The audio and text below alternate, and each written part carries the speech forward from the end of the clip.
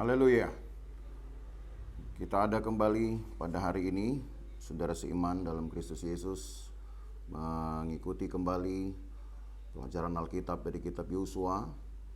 Dan pada hari ini tibalah kita di pasal terakhir dari kitab ini, pasal 24, yang bercerita tentang perpisahan Yosua kepada orang-orang Israel sebelum dia dipanggil Tuhan. Luar biasa kalau kita tahu bahwa orang-orang pilihannya dapat mengetahui saatnya untuk pergi kembali kepada penciptanya dan mempersiapkan segala hal untuk generasi berikutnya. Dan itu yang kita lihat dalam Yosua 24. Kita akan baca dari ayat 14 dan ayat 15. Tertulis demikian. Yosua 24 ayat 14 sampai 15. Oleh sebab itu, takutlah akan Tuhan dan beribadahlah kepadanya dengan tulus ikhlas dan setia.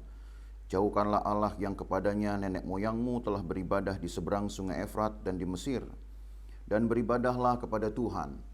Tetapi jika kamu anggap tidak baik untuk beribadah kepada Tuhan, pilihlah pada hari ini kepada siapa kamu akan beribadah. Allah yang kepadanya nenek moyangmu beribadah di seberang sungai Efrat, atau Allah orang Amori yang negerinya kamu diami ini.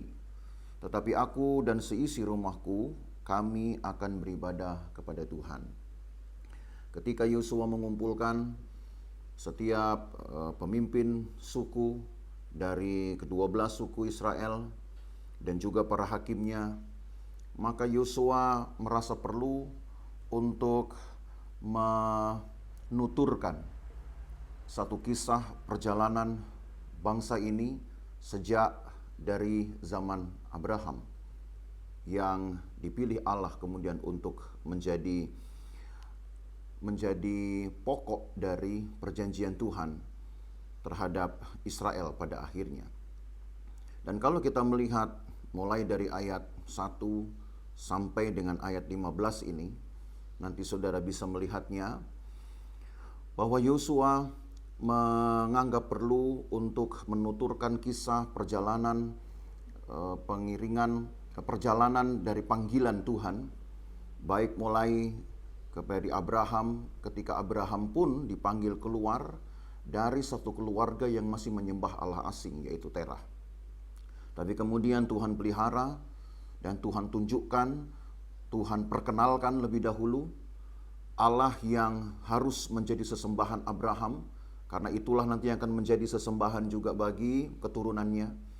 Kemudian sampai ke zaman Ishak, lalu Yosua menyebutkan juga bahwa ada dua anak yang lahir dari Ishak, satu anak perjanjian, yaitu Yakub, dan kemudian dari Yakublah diceritakan juga bahwa Israel, nama lain dari Yakub, nama baru dari Yakub, harus mendiami dulu satu tanah asing yaitu Mesir, dan kemudian atas penentuan Tuhan mereka menjalani pengembaraan selama sekian tahun, 40 tahun tentunya kita tahu, sampai memasuki tanah terjanji ini.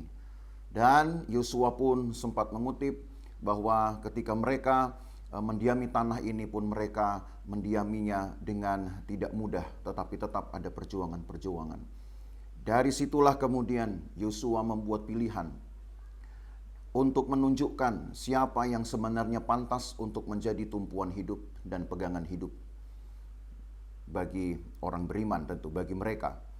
Dan Yosua menawarkan kepada orang Israel, apakah mereka masih ingin menyembah Allah dari orang Amori, Allah dari nenek moyang mereka, yaitu maksudnya Allah dari keluarga Abraham, yang juga pernah menjadi penguasa mereka ketika mereka di Mesir, atau menyembah Allah orang Amori, yaitu Allah-Allah asing yang disembah oleh penduduk Kanaan, tempat di mana mereka sudah memilikinya sebagai tanah pusaka.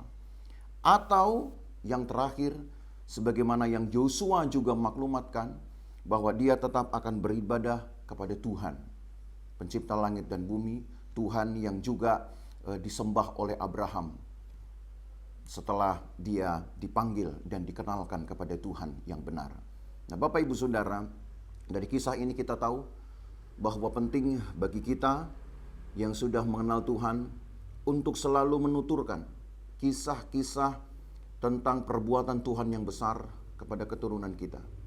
Lihat bagaimana cara Yosua menceritakan perbuatan-perbuatan Tuhan mulai dari Abraham, Ishak, Yakub, perjalanan mereka ke Mesir, lalu kemudian peristiwa-peristiwa yang mendahului pengembaraan mereka di padang gurun sampai mereka masuk ke tanah perjanjian.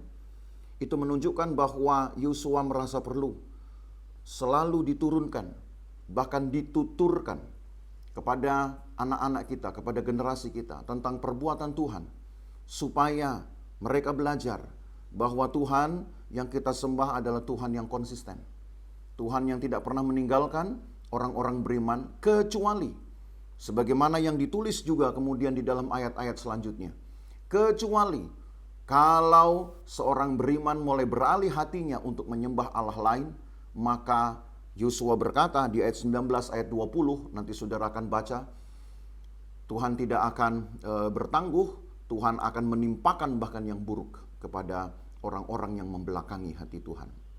Maka Bapak Ibu Saudara, mari dengan semangat untuk mendidik, mempersiapkan generasi kita, generasi muda, anak-anak kita. Belajarlah dan tekunkanlah diri kita juga untuk tetap percaya kepada Tuhan, sama seperti Yosua berkata, aku dan seisi rumahku, kami akan tetap beribadah kepada Tuhan. Sambil juga menceritakan perbuatan-perbuatan Tuhan di masa lalumu, supaya anak-anak kita, generasi kita, memperoleh pengetahuan yang pasti bahwa Tuhan yang pada akhirnya kita percaya adalah memang Tuhan yang kuat, adalah Tuhan yang konsisten. Jadi 3 hal ini yang penting Bapak Ibu Saudara. Pertama, kita harus pahami dulu, tahu betul siapa Tuhan kita. Maka belajarlah firman Tuhan sebegitu rupa. Belajarlah kisah-kisah di dalam Alkitab ini tentang perbuatan Tuhan. Lalu setelah kita tahu betul, kita yakini bahwa Allah kita adalah Allah satu-satunya yang benar.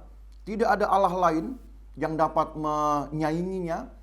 Dan bahwa Allah kita sebagai Allah satu-satunya yang menciptakan langit dan bumi adalah Allah yang akan menyediakan segala keperluan kita.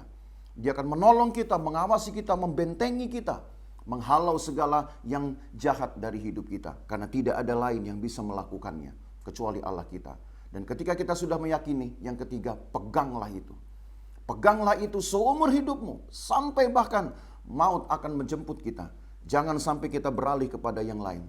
Sebab sudah terbukti Allah kita lah satu-satunya yang dapat berbuat sesuatu, dapat mengubahkan sesuatu, dan Dia sendiri tidak dapat berubah. Dia sendiri tidak dapat diubahkan oleh apapun juga. Maka tetapkan hatimu, tetaplah percaya, suarakan kemenangan iman.